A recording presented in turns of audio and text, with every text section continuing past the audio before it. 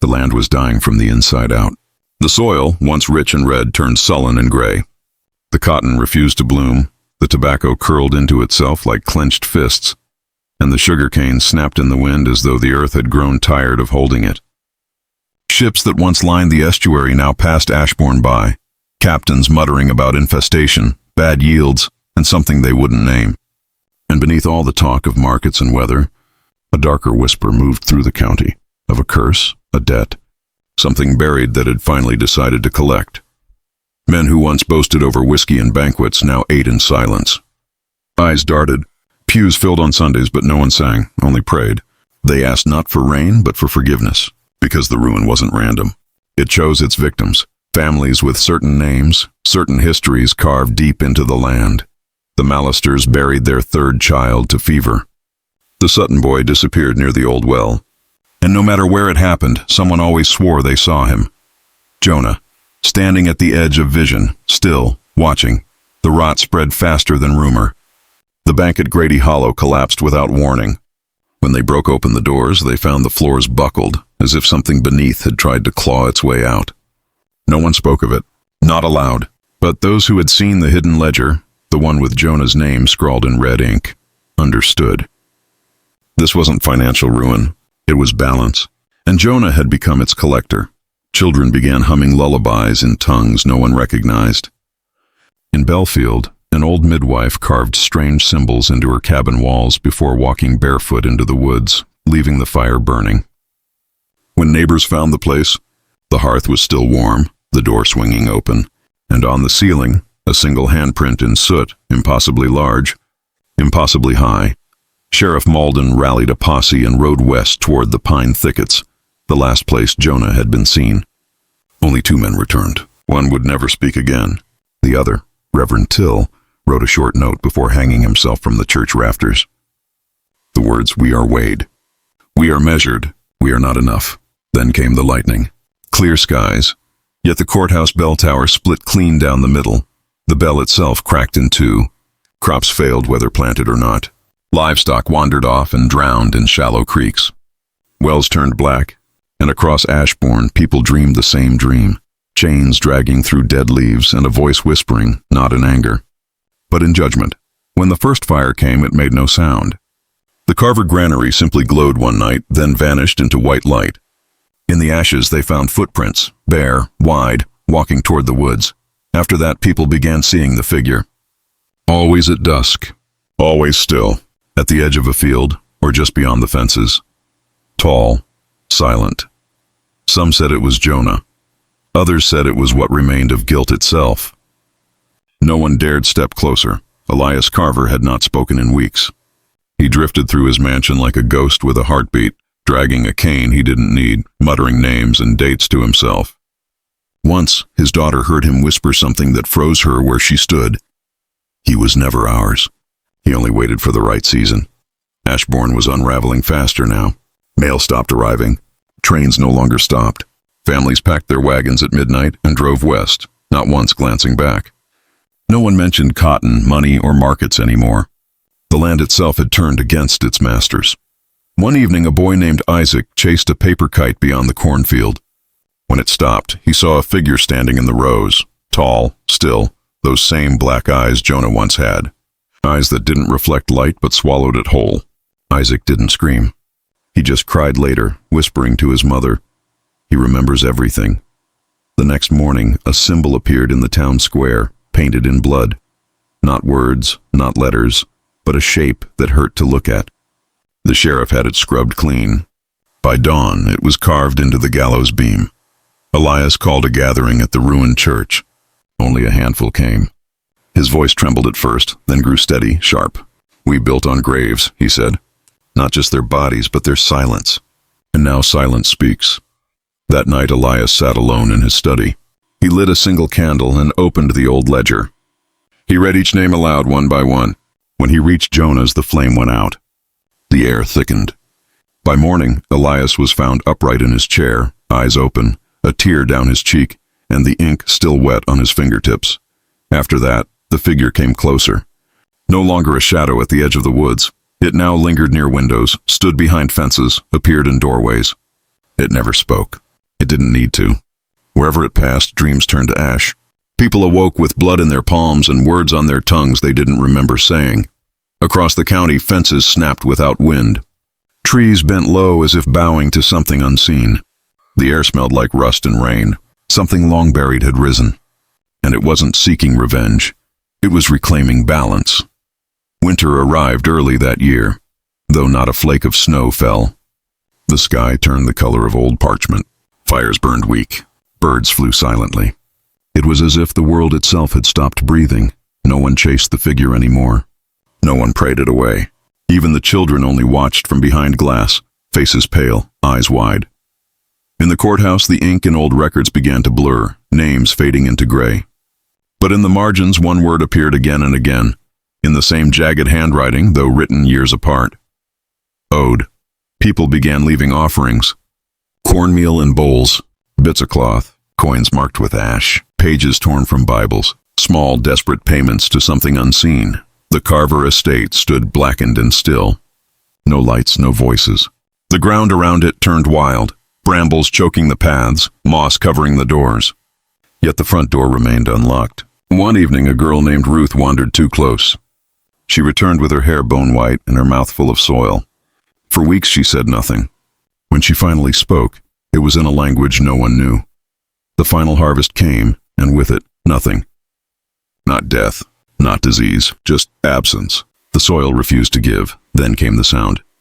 No thunder, no storm, just a long, low groan from beneath the earth. Windows shattered. Clocks stopped. Every dog howled once, then silence. Those who looked outside saw him. Jonah, or what he had become, standing at the crossroads, arms open, face lifted toward the sky. By morning, he was gone. The ground where he stood was black and glass smooth. Nothing grew there again. Ashbourne disappeared from maps soon after.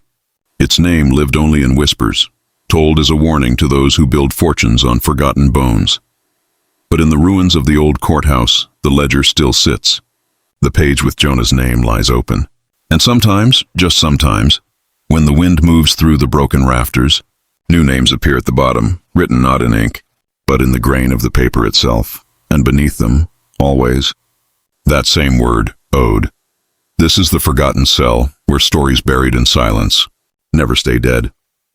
What if one man's escape didn't just spark a search, but shattered an entire county? What if his disappearance pulled the very soul out of the land, draining its crops, breaking its banks, and swallowing its people whole? They called him Jonah. Some said he fled. Others whispered he was waiting. This isn't just a story about slavery. It's about a debt, the kind that refuses to die. They said Jonah had no name. Or if he did, it slipped away long ago like mist burning off in the morning sun. The few who remembered spoke in half sentences, afraid to finish. The one with the staring eyes, they'd say. The boy who never cried. When his name first appeared in the old plantation ledgers, it was scrawled in fading ink beside corn yields and cattle counts. Jonah, property of the Carver estate. Ashbourne County, buried deep in the southern soil where the rivers crawled slow and thick, and even time itself seemed to sweat. The earth was heavy, red, alive. Everything that grew here was fed by the same roots, cotton, cattle, and cruelty. But Jonah wasn't like the others. He worked hard, silent, obedient, but never broken. He never begged, never looked down. His eyes, black as coal yet glinting like glass, watched everything. It was as if he was memorizing the world. Every wrinkle on a face, every nail in the barn door, every branch clawing at the sky. The overseers didn't whip him. Not out of mercy, out of fear. There was something in him that made their hands hesitate. It wasn't defiance. It was knowing. The old ones said he came from the coastal islands. Maybe Gullah, maybe something older, something stranger. They said he was born under an eclipse, and that his mother's mouth still moved as they buried her beneath a twisted oak. But Ashbourne was full of stories. Shadows that changed shape when you tried to look straight at them at night. When the fields went quiet and the air smelled like sweat and iron, Jonah would stand at the edge of the quarters, staring into the woods. Others warned him not to. The woods remember things, they said. Things that don't forgive. But Jonah didn't flinch.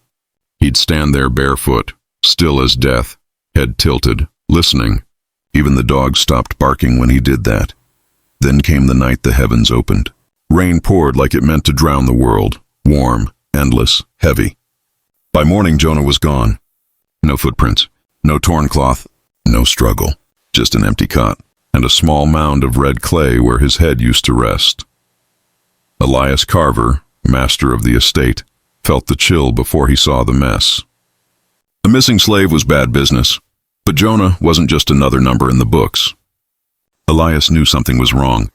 He sent for every man he could find, dogs, rifles, riders from 2 counties over. They scoured every inch of land, but the mud only told them lies. That night, Elias sat alone in his study. Whiskey half gone, the fire painting ghosts across the walls. On his desk, Jonah's record, barely a few lines. Purchased, age 16. No family, silent, watchful. He read the last word again, watchful, and that's when he heard it. 3 slow knocks at the back door. They hunted for 13 days. The hounds caught scent near the river, where the water rotted slow and the cattails hissed in the wind. Broken branches, heel marks, torn linen. But Jonah was always a day ahead. Then 2, then gone. Even the dogs began to shake, turning away, growling at shadows.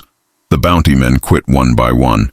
One came back trembling, swearing he saw Jonah in a clearing, barefoot still, eyes gleaming with something that didn't belong to this world. He tried to raise his rifle, but his body locked. I felt like a child, he said, like I'd walked into the presence of something older than trees. Then the land itself began to turn. Milk soured before it reached the house. Cattle miscarried. The Carver's fields, lush one week, turned black the next. A little girl was found by the church steps, whispering Jonah's name, though she'd never met him. And beneath the granary floor, someone found insects, hundreds of them, arranged perfectly in the shape of a man. Elias Carver began to fade. His hair turned white in days, his eyes hollow. He muttered to himself at supper, listened to voices no one else could hear. He locked his door each night, saying, "There's something here. It moves without footsteps." The preacher called for prayer, for fasting, for fire, but nothing worked. The land groaned. The dogs refused the western woods. Then one stormy afternoon, a servant stumbled on something behind a false wall in the library, an old ledger hidden deep in the paneling.